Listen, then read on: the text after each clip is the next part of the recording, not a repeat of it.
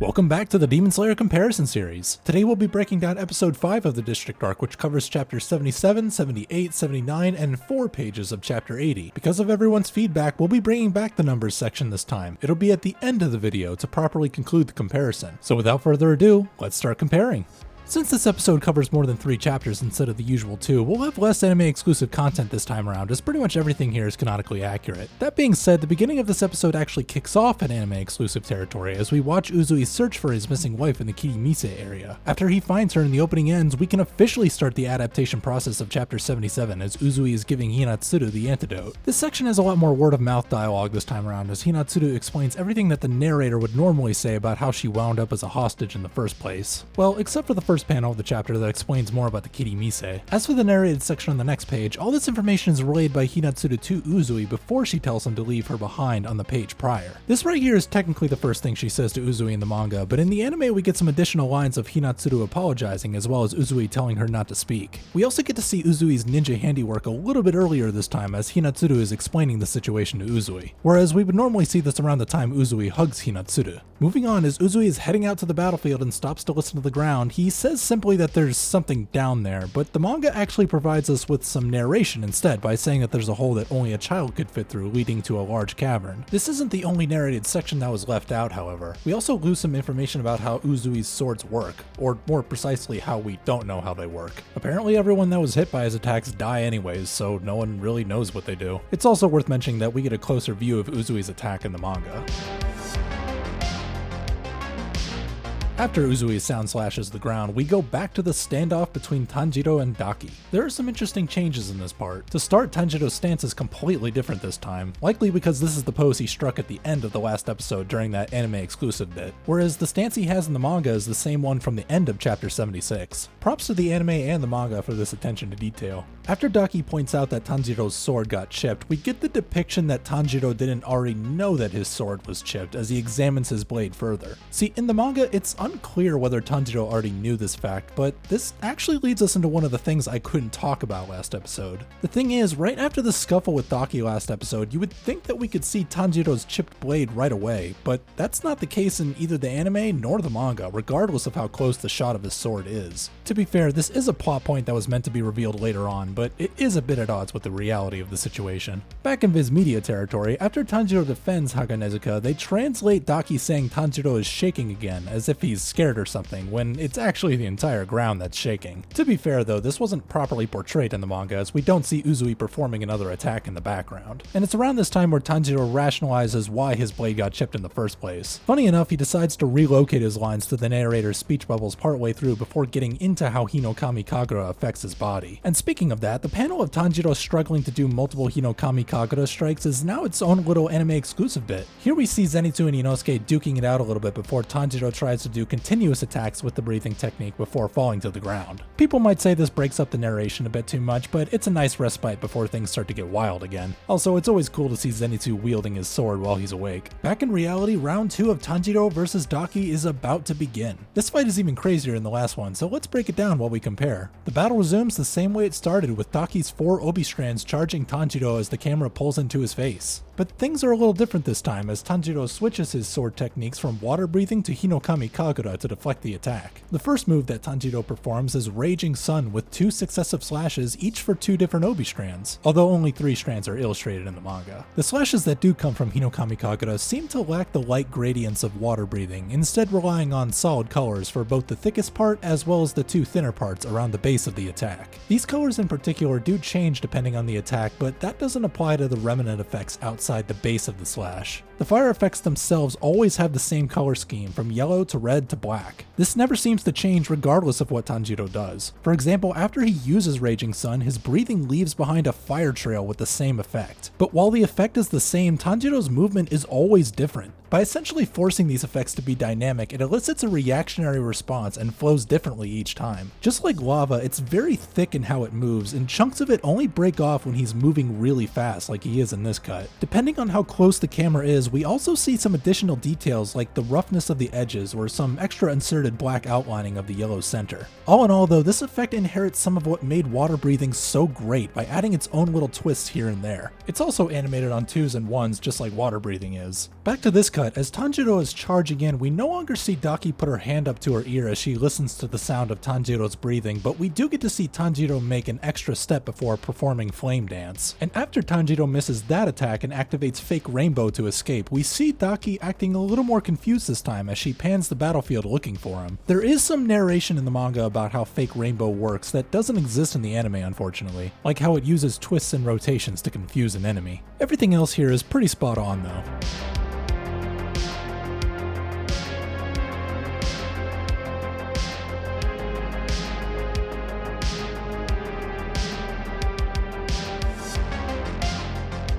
Right as Tanjiro gets the first opening thread and goes in with the fire wheel, we end chapter 77 and move almost instantaneously into chapter 78 as the attack tries to hit its mark. This fire wheel attack might just be the most impressive animation-wise this episode, as the fire essentially builds around Tanjiro's sword as it gets closer to Daki. The flowing effect can be compared to how water would build on Tanjiro's sword with his water-breathing attacks. This attack is never actually shown in the manga, but regardless, the attack never lands anyways, as the thread breaks and Tanjiro gets rejected by the Obi before trying to recover. As Tanjiro tries to get his breathing back in working order, there's now one more line of Daki commenting on how Tanjiro is still alive as CGI Daki goes in for the death blow. This part is a little more realistic this time around because when Tanjiro does his recovery breathing, we can see his sword at the ready, whereas in the manga it doesn't really show his sword anywhere near him as the Obi draws closer. This makes you wonder how Tanjiro managed to take a breath and maneuver his sword in between his neck and the Obi with time to spare. And now that I look closer, his sword seems to have completely vanished in this panel even though it's shown several panels later. Maybe he was resting on it the whole time.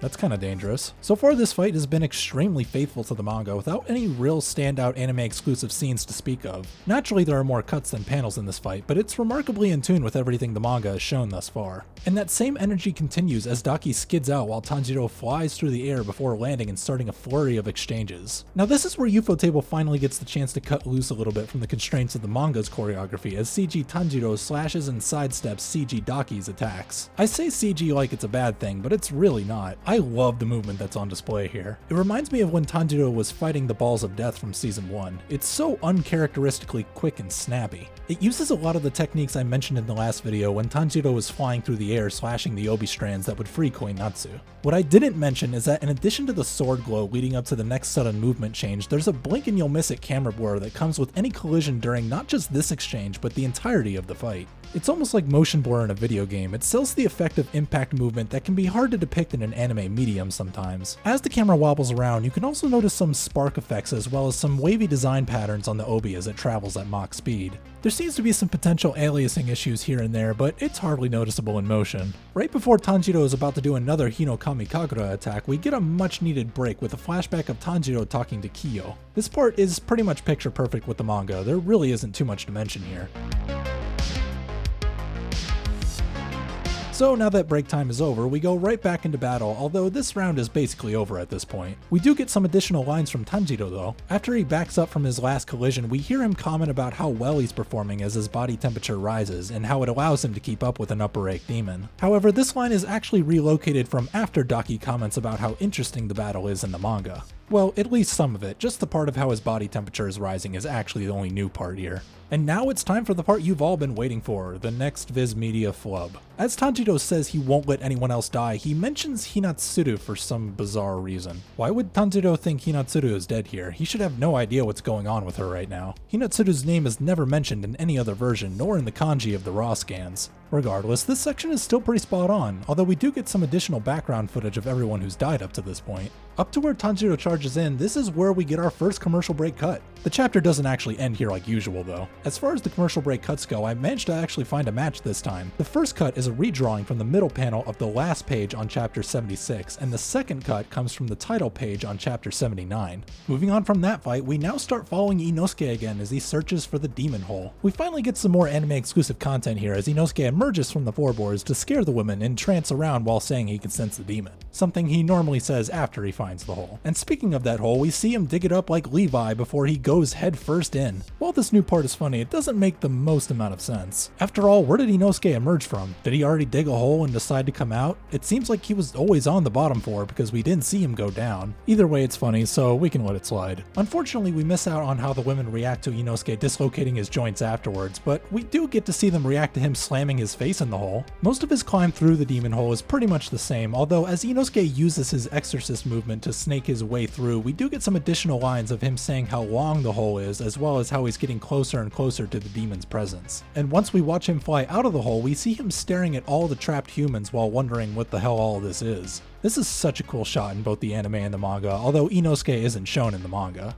Once Inosuke lands to assess the situation, most of this is the same, although we do see Inosuke notice some human remains on the ground before commenting about how Daki can preserve humans for consumption later, as well as one additional line of him calling her a savage. Also, when Inosuke finds Zenko, Viz Media makes Inosuke call him a loser, where it really should be more along the lines of him wondering what the hell he's doing. Kinda similar to how the Obi asks Inosuke what he's doing one line later. Up until Inosuke calls the talking Obi gross, this is where we end chapter 78 and move immediately into chapter 79 as Daki's Obi attacks. As you all know, Tanjiro's battle isn't the only one we get this episode. So for our second battle, it's Lord Inosuke Hashibita versus Daki's Obi. So let's break it all down. Starting off, we see Daki's Obi make the first strike this time around, whereas the manga kinda throws us haphazardly into the battle. Following the staple UFO table camera work of the Obi flying into Inosuke, we get more of Inosuke's beast breathing as he slashes, spins, and slashes some more before getting into the first panel of chapter 79. In relation to Tanjiro's moves, Inosuke's beast breathing is a lot more straightforward, with razor edge lines that grow from the base of his slashes. For that base, it's really just a white to blue gradient with some lines added in here and there. The entire thing is really sold with the blue glow that emanates from his attacks. This animation style doesn't really change much regardless of which attack he uses, but this simplicity seems to suit him pretty well. This battle is pretty on point with the manga, and besides a few extra cuts of some slashes, there really isn't much additional choreography after the initial attack earlier, so now we're gonna fast forward to when Inosuke kicks his blade back into his hands to do a follow-up attack on the Obi. It looks much cooler in the anime because he doesn't even need to look at his blade when he catches it. When he goes back into attack, however, we get the depiction of him stopping short this time, as Daki's Obi tells him that this isn't her real body, as well as the depiction of him leaving to save the humans before his backup arrives. Now that Suma and Makio have entered the picture, we get some more choreography courtesy of our ninja friends here, especially from Suma. After Makio throws some kunai, we get some more UFO table choreography of Suma being a nervous wreck while slashing all the Obi strands. Watching her desperately try to shake off the Obi with this cartoony look on her face is both hilarious and adorable at the same time. We also get to see cartoonified Inosuke as well as he watches them in confusion. And this is the part where Zenko enters the battle using his thunder-breathing first form sixfold to strike the Obi in, well, 6 places. The manga doesn't say what technique he used, but we already know he can only use the one. This power-up of his might just be the coolest piece of Sakuga we've seen this arc. The beginning of this power-up has 2 unique frames of absolutely sick line work flowing around the chunks of lightning that make up his face. But even if you blinked and missed that, Zenitsu's power-up itself covers him with these disjointed pattern outlines and wavy line work like his whole body is reverberating or something. I counted 4 unique frames here, but they alternate in various orders and keep the whole thing spontaneous. This is while we're getting debris and lightning in the foreground, each with a different state for each frame, even while everything else is done on 2s. And if you thought that was impressive, the 5 frames that make up the start of him launching his sixfold are in strict 1s, and it makes him look like he's getting beamed up into heaven as his face is engulfed by light. This sequence alone is enough for a gold star in my book, but it continues on as Zenitsu strikes the Obi 6 times. It looks like 7 in the anime, but right here is the spot where he took off. It's not nearly as impressive as the power-up, but it's still awesome how the camera follows every hit around before we get the wide shot of everything. After Zenko gracefully falls to the ground, we get something that we haven't really seen before. We get a narration panel in the anime. It's a panel explaining how the ninja muscle mice got Zenko's sword for him. I'm glad this was mentioned, otherwise some people would think this is a plot hole or something. And right after that, we get some more choreographic work as Makio slices more Obi strands before Suma takes up the entire frame, as well as some more anime exclusive footage afterwards of Inosuke kicking Zenko to get him moving. And before we move on, here's some more comparison footage.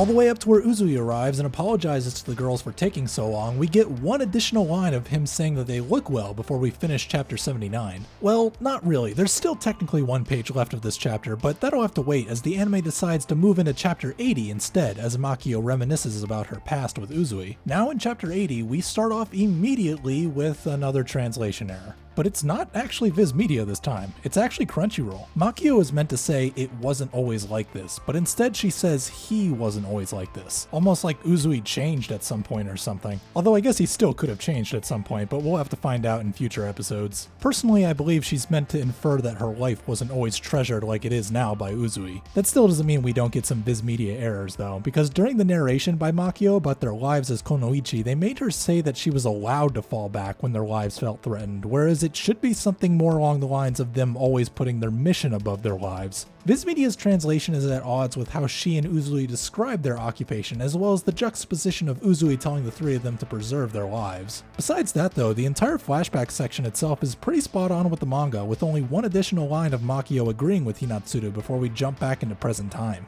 Up to where we see the eerily accurate scene of Suma grabbing Uzui, we put a stop to the adaptation of chapter 80 with some cool new sakuga of Uzui swinging around his blades before jumping back into the final page of chapter 79. A truly flashy way to end out the episode.